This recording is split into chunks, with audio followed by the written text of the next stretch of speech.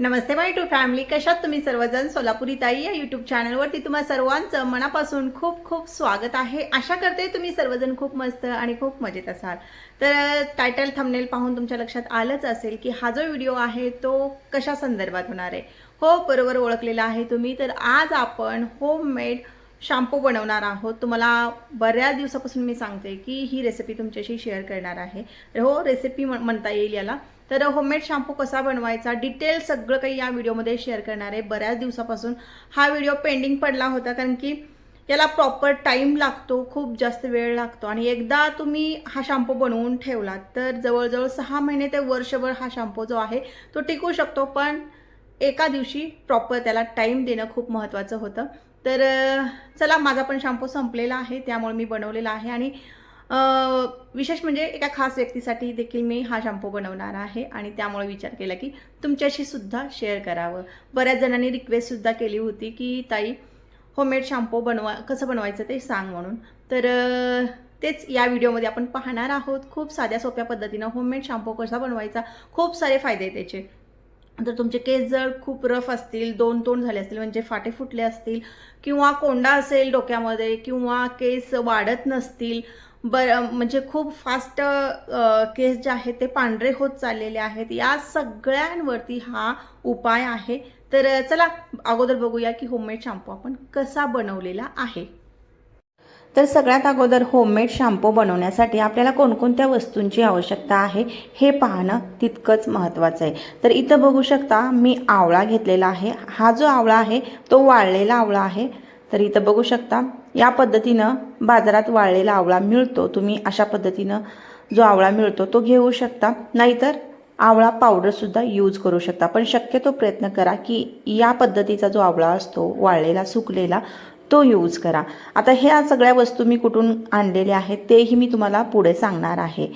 तर दुसरी जी वस्तू आहे ती आहे मेथीदाणा। हो, मेथीदाणा घेतलेला आहे। आता आवळा पावडर किती घेतली तर 100 ग्रॅम आवळा पावडर घेतलेली आहे आणि 100 ग्रॅम मेथीदाणा घेतलेला आहे। आता हा मेथीदाणा जो आहे, जो आपण लोणच्यामध्ये वगैरे वापरतो, आणि मेथीदाणा तुम्हाला सगळ्यांना माहीत असायला हवं की मेथी जी आहे, या पद्धतीची जी मेथी मिळते ती आपल्या केसांसाठी एक खूप मोठा म्हणजे वरदान म्हणता येईल आपल्याला, ते ठरणार आहे। तर मेथीदाणा घेतलेला आहे, आवळा घेतलेला आहे सुकलेला, 100 ग्रॅम मेथीदाणा, 100 ग्रॅम आवळा। आणि त्यानंतर आता बघा इथं 2 वस्तू घेतलेल्या आहेत। आता या कोणत्या वस्तू आहेत ते थोडंसं डिटेल सांगते।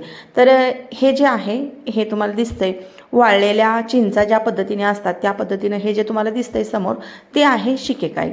तर शिकेकाई किती घेतलेली आहे ती सुद्धा 100 ग्रॅम घेतलेली आहे। शिकेकाईमध्ये छोट्या छोट्या बिया असतात, त्या बियासुद्धा आपल्याला घ्यायच्या आहेत, म्हणजे बियासहित आपल्याला शिकेकाई घ्यायची आहे। तर 100 ग्रॅम शिकेकाई घेतलेली आहे। आणि या ज्या गोल गोल दिसतात गोट्या पद्धतीनं इथे तुम्हाला दाखवते आता। तर ही जी वस्तू आहे ती आहे रिठा। तर रिठा आपल्याला फेस म्हणजे शॅम्पूमध्ये फेस आणण्यासाठी उपयोगी ठरणार आहे।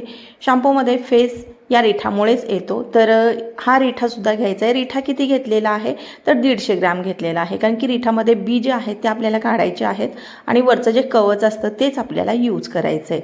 तर इथं बघू शकता अशा पद्धतीचा रिठा मिळतो। आणि या सर्व वस्तू मी कुठून घेतलेल्या आहेत तर सोलापूरकरांसाठी सांगते, या सर्व वस्तू मी मधला मारुतीला जे बाळूगोटीचं दुकान आहे तिथून घेतलेले आहेत। आणि यापूर्वीच्या व्हिडिओमध्ये सुद्धा मी तुम्हाला ते दुकान कुठं आहे काय आहे सगळं दाखवलेलं आहे। तर चला काय करायचं आहे बघा, सगळ्यात अगोदर या ज्या रिठा आहेत त्या आपल्याला फोडून घ्यायच्यात। आणि आतले जे बी असतात ते खूप कठीण असतात, ते आपले बी नको आहेत। शिकेकाईचे बी घ्यायचे आहेत आणि रिठाचे बी आपल्याला काढायचे आहेत। लक्षात ठेवायचे, शिकेकाईचे बी आपल्याला यूज करायचे आहेत, म्हणजे बियासहित घ्यायचे शिकेकाई, आणि रिठा मात्र यातले या पद्धतीच्या ज्या बिया असतात त्या आपल्याला काढायच्यात। गोट्याप्रमाणे बिया असतात मोठ्या मोठ्या आणि खूप कठीण असतात या बिया।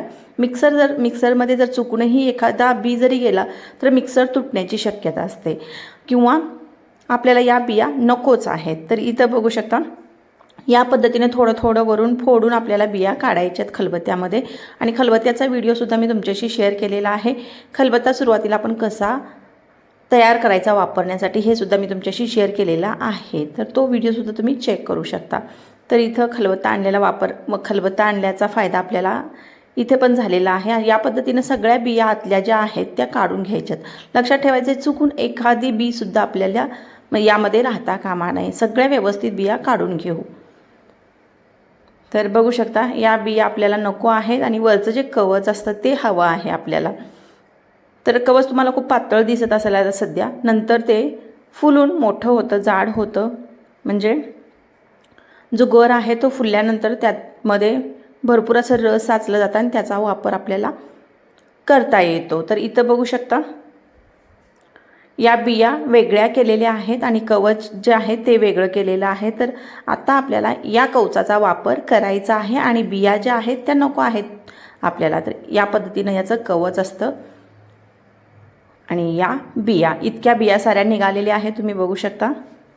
तर या बिया आपल्याला बाजूला ठेवायच्या आणि हे कवच आणि शिकेकाई जी आहे ती आपल्याला घ्यायची आहे. तर मी एक मोठं बाऊल घेतलेला आहे, टोपल्या टाईप आहे. तर तुम्ही एखादं भांडं घेऊ शकता, पण लक्षात ठेवायचं शक्यतो आपल्याला इथं प्लास्टिक किंवा काचेच्या भांड्याचा वापर करायचा आहे. जे शिकेकाईचे ज्या शेंगा आहेत त्या मोठ्या मोठ्या वाटत असतील तर थोड्याशा तोडून घेऊ शकता. आणि त्यानंतर मी मेथी दाणा टाकलेला आहे आणि आवळा पण यामध्येच मिक्स केलेले आहेत. तर सगळ्या वस्तू एकाच ठिकाणी मिक्स केल्या आणि त्यानंतर यामध्ये आपल्याला पाणी घालायचं आहे, जवळजवळ 1 ते 1.25 लिटर. तर मोठ्या ग्लासाने मी पाणी घालते, जवळजवळ 4 ग्लास पाणी इथं घालणार आहे मी. तर बघू शकता 4 ग्लास पाणी घातलेलं आहे आणि हे आता आपल्याला रात्रभर भिजायला ठेवायचं आहे. हे भिजवून घेणं तितकंच महत्त्वाचं आहे. तर या सगळ्या वस्तू रात्रभर भिजून घेऊ आपण आणि सकाळी उठून बघा या सगळ्या वस्तू फुलतात, डबल होतात साईजने, तुम्ही म्हणू शकता डबल झालेल्या आहेत या. आणि आता आपल्याला रेमेडी स्टार्ट करायची आहे. तर या पद्धतीनं या फुगलेल्या आहेत आणि कलर जो आहे तो पाण्याचा कलर जो आहे तो सुद्धा चेंज झालेला आहे. ब्राऊन कलर तुम्हाला दिसत असेल पाण्याचा. आणखीनही या पाण्याचा कलर चेंज होत राहणार आहे. तुम्ही लक्षपूर्वक जर बघितला तर तुमच्या लक्षात येईल की पाण्याचा कलर जो आहे तो कसा कसा चेंज होत गेलेला आहे. तर बघा जवळजवळ 7 ते 8 तास सगळ्या वस्तू पाण्यामध्ये व्यवस्थित भिजवल्यानंतर आपल्याला काय करायचं आहे, एक मोठी कढई घ्यायची आणि इथं आपल्याला लोखंडाच्या कढईचाच वापर करायचा आहे. जर शक्य नसेलच तेव्हा मग तुम्ही स्टीलचं भांडं वापरू शकता, पण शक्यतो जर्मनचं भांडं वापरू नका. तर इथं बघा मी लोखंडाची कढई घेतलेली मोठी आणि त्यामध्ये आपल्याला या ज्या भिजलेल्या वस्तू आहेत पाण्यासकट कढईमध्ये घालायच्यात. तर इथं बघू शकता तुम्हाला इथून स्पष्ट पाण्याचा कलर जो चेंज झालेला दिसतोय तो लक्षात येत असेल. तर आता ही जी कढई आहे आपल्याला काय करायचे, जर तुम्हाला वाटत असेल की आणखी थोडंसं पाणी आवश्यक आहे, वस्तू ज्या आहेत आतल्या थोड्याशा जास्त फुगलेल्या आहेत, जास्त मोठ्या झालेल्या आहेत असं जर वाटत असेल तर तुम्ही थोडंसं आणखीन पाणी ॲड करू शकता. जवळजवळ 1.5 लिटर या सुरुवातीला पाणी तुम्ही वापरू शकता. मला थोडंसं वाटतं आहे की आणखीन पाण्याची आवश्यकता आहे, त्यामुळे मी परत 1 ग्लास पाणी यामध्ये ॲड करणार आहे. तर इथं बघा गॅसवरती ठेवलेली आहे कढई आणि आता सुरुवातीला तुम्ही फास्ट गॅस करू शकता. मीडियम टू फास्ट गॅसवरती सुरुवातीला या पाण्याला उकळून घ्यायचं आहे. सगळ्या वस्तू सॉफ्ट झालेल्या आहेत, व्यवस्थित भिजलेल्या आहेत आणि भिजवल्यानंतर आपल्याला फायदा होतो की वेळ जो आहे तो कमी लागतो. नाही तर मग आपली ही रेसिपी आहे म्हणा किंवा ही रेमेडी आहे ती व्यवस्थित होत नाही. त्यामुळे आपल्याला भिजवून सर्व वस्तू घेणं खूप महत्त्वाचं आहे. तर चला या पाण्याला उकळी येऊ देऊ आपण. आणि लक्षात ठेवायचे वारंवार यामध्ये चमचा या पद्धतीने फिरवत राहायचे आपल्या. तर आता इथं बघू शकता पाण्याचा जो कलर आहे तो आता थोडासा पाणी उकळल्यानंतर डार्क होत जाईल आणि डार्क होत होत तो पूर्णपणे कलर जो आहे तो काळा होणार आहे, पूर्ण ब्लॅक कलर होणार आहे. तर इथं बघू शकता आणखीन 1 ग्लास मला पाणी घालावंसं वाटतं. मी सुरुवातीला सांगितलं की आणखीन 1 ग्लास पाणी घालणार आहे, पण तेव्हा घातलेलं नव्हतं. आता इथं पाणी घातलेलं आहे आणि आता याला उकळी येऊ द्यायचं आहे या पाण्याला. पण चमचा या पद्धतीनं नेहमी फिरवत राहायचं आहे आपल्याला. तर हा जो शॅम्पू तयार होतो तो आपल्या केसांसाठी खूप फायदेशीर ठरणार आहे. त्यामुळं सर्वांना परत एकदा सांगते की केमिकलचे शॅम्पू जे असतात ते बाहेर मार्केटमध्ये जे मिळतात त्याचा वापर जर तुम्ही पूर्णपणे बंद करून हा शॅम्पू जर वापरलात तर तुमचे केस दुप्पट वाढायला लागतील आणि जे केस थोडे थोडे पांढरे होत चाललेले आहेत ते सुद्धा या शॅम्पूच्या नियमित वापराने ते केससुद्धा काळे होणार आहेत। तर इथं बघू शकता फास्ट गॅसवरती मी एक उकळी फोडून घेतलेली आहे आणि त्यानंतर लगेच आपल्याला गॅस काय करायचा आहे, स्लो करायचा आहे। स्लो गॅसवरती हे जे पाणी आहे आटवून घ्यायचं आहे। निम्मी क्वांटिटी ह्याची झाली पाहिजे, म्हणजे आपण 1.5 लिटर पाणी घातलं होतं तर अर्धं पाणी झालं पाहिजे, 1.5 लिटरमधलं अर्धं पाणी झालं पाहिजे इथपर्यंत आपल्याला आटवायचं आहे। स्लो गॅसवरती याला थोडासा वेळ लागणार आहे, पण जोपर्यंत तुम्ही या रेमेडीला स्लो गॅसवर बनवत नाही तोपर्यंत या पाण्यामध्ये सगळे गुण उतरत नाही। त्यामुळं स्लो गॅसवरतीच पूर्णपणे रेमेडी आपल्याला बनवून घ्यायची। फास्ट गॅसवरती तुमची रेमेडी तर तयार होईल, पण हवे ते गुण आपल्याला या पाण्यामध्ये किंवा या शॅम्पूमध्ये मिळणार नाहीत। त्यासाठी स्लो गॅसवरती पूर्णपणे ही जी रेमेडी आहे आपल्याला करायची आहे। तर इथं बघू शकता पाणी अर्ध्याला अर्धं झालेलं आहे आणि आता आपण गॅस काय करणार आहोत, बंद करणार आहोत आणि हे पूर्णपणे थंड करून घेणार आहोत। आता इथं बघू शकता तुम्ही पाण्याचा कलर जो आहे तो काळा झालेला आहे आणि आता गॅस बंद करून याला थंड करून घ्यायचं आहे। तर तुमच्या लक्षात येत असेल पाण्याचा कलर जो आहे तो किती जास्त डार्क झालेला आहे आणि यानंतर आणखीन थोड्या वेळानंतर हे जे पाणी आहे पूर्णपणे डार्क होणार आहे, एकदम म्हणजे काळा कुट्ट असं वाटणार आहे की कुठला तर काळा कलर यामध्ये मिक्स केलेला आहे असं वाटणार आहे। तर चला आता गॅस बंद करू आणि हे थंड होण्यासाठी हे जे मिश्रण आहे आता हे आपलं तयार झालेलं हे थंड होण्यासाठी ठेवू किंवा तुम्ही फॅनखाली सुद्धा याला थंड करू शकता। तर गॅस बंद केलेला आहे आणि थंड होण्यासाठी याला जवळजवळ अर्धा तास सोडून द्या आणि अर्ध्या तासानंतर सुद्धा आपल्याला परत काय करायचं आहे, याला 1 तास या कढईतच ठेवायचं आहे, जेणेकरून या आपल्या शॅम्पूला परफेक्ट काळा कलर येईल आणि जे लोहगुण आहेत या शॅम्पूमध्ये उतरतील। तर कढईचा फायदा हाच होणार आहे आपल्याला की या शॅम्पूमध्ये लोहगुण उतरणार आहेत आणि त्यामुळे आपले केस जे आहेत ते खूप जास्त काळे होण्यासाठी मदत होणार आहे। तर इथं बघू शकता आता 1 तास परत याला थंड होण्यासाठी ठेवलं होतं, थंड झालेला आहे व्यवस्थित आणि याचा कलर तुम्ही आता चेक करू शकता, पूर्णपणे डार्क काळा झालेला आहे कलर। आणि आता काय करायचं आहे बघा, जर तुमच्याकडे ग्लोव्ज असतील तर तुम्ही ग्लोव्ज हातामध्ये घाला आणि त्यानंतर मग हे सगळं मिश्रण आपल्याला मॅश करायचं आहे। पण जर ग्लोव्ज नसतील तुमच्याकडे, माझ्याकडे आता ग्लोव्ज नाहीत कारण की मी प्रत्येक वेळेस ग्लोव्ज वापरतच नाही, मी हातानेच करते। जर ग्लोव्ज नसतील तर तुम्ही या पद्धतीने कॅरी बॅग हातात घाला आणि वरती रबर लावा आणि हे सगळे मिश्रण जे आहे ते या पद्धतीनं मॅश करू शकता। पण मला हे थोडंसं अवघड वाटतं, व्यवस्थित मिश्रण जे आहे ते मॅश होत नाही, त्यामुळे मी दरवेळेस ज्या पद्धतीनं करते हाताने त्या पद्धतीनंच हे ग्लोव्ज किंवा ही प्लास्टिकची कॅरी बॅग जी आहे ती काढून हातानेच मॅश करणार आहे। पण तुमच्यासाठी म्हणून मी हे सांगितलेलं आहे, कारण की बऱ्याच वुमन्स ज्या असतात, स्त्रिया ज्या असतात, वर्किंग वुमन्स असतात, त्यामुळं त्यांना हात वगैरे काळा झालेला चालत नाही, त्यामुळे मी हे सगळं काही सांगितलं तुम्हाला। जर तुम्ही घरीच असाल, हात मला इतकं काही काळा झालेला वगैरे चालत नाही असं काही नाही आहे, तर हा कलर जो आहे एका दिवसामध्ये हाताचा निघून जातो, असं पण नाही की पूर्ण बरेच दिवस लागतो हा कलर जाण्यासाठी वगैरे, एका दिवसामध्ये हा कलर निघून जातो। त्यामुळे मी हातानेच या पद्धतीनं हे सगळं मॅश करत आहे। आता व्यवस्थित मॅश करून घेऊ, 3 ते 4 मिनिट या पद्धतीने मॅश करत राहायचं आहे आणि मग हे आपल्याला या पद्धतीनं पिळून काढायचं आहे सगळं। पिळून आपल्याला हे लगेच फेकून द्यायचं नाही आहे, याचा पण परत आपण वापर करणार आहोत, त्यामुळे काय करायचं हे साईडला ठेवायचं आहे काढून पिळून। आपलं हे मिश्रण खूप जास्त गाढ झालेलं आहे, शॅम्पूची जी कन्सिस्टन्सी असते ती परफेक्ट या मिश्रणाला, या पाण्याला आलेली आहे।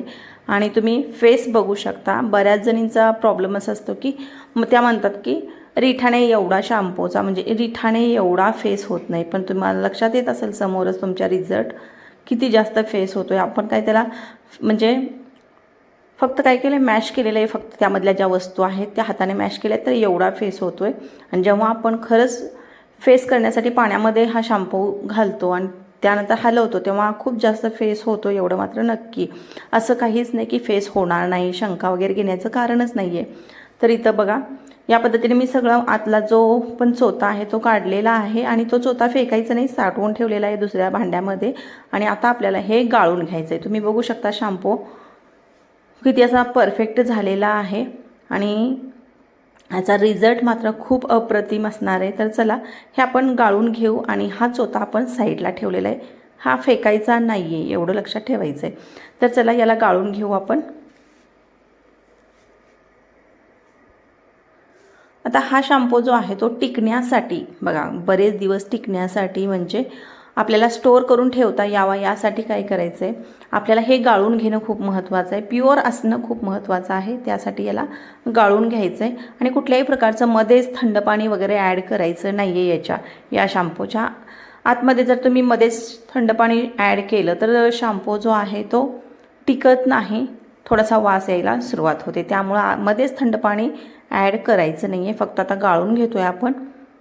आणि हा खाली जो तुम्हाला दिसतो आहे हा प्युअर नॅचरल शॅम्पू आहे. कुठल्याही प्रकारचं यामध्ये केमिकल मिक्स नाही आहे. खूप केसांच्या हेल्थसाठी फायदेशीर हे शॅम्पू आपल्या हातामध्ये म्हणजे खाली तुम्हाला दिसत आहे. तर चला या पद्धतीने सर्व शॅम्पू जो आहे तो गाळून घेऊ.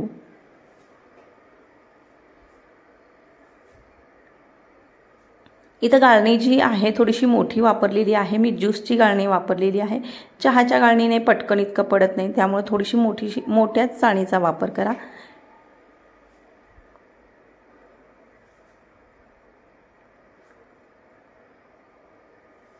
तर खाली आपल्याला एकदम मस्त असा शॅम्पू मिळतोय आणि याची क्वांटिटीसुद्धा भरपूर असणार आहे. जवळजवळ आपल्याला 1 ते 1.5 लिटर शॅम्पू मिळणार आहे यामध्ये.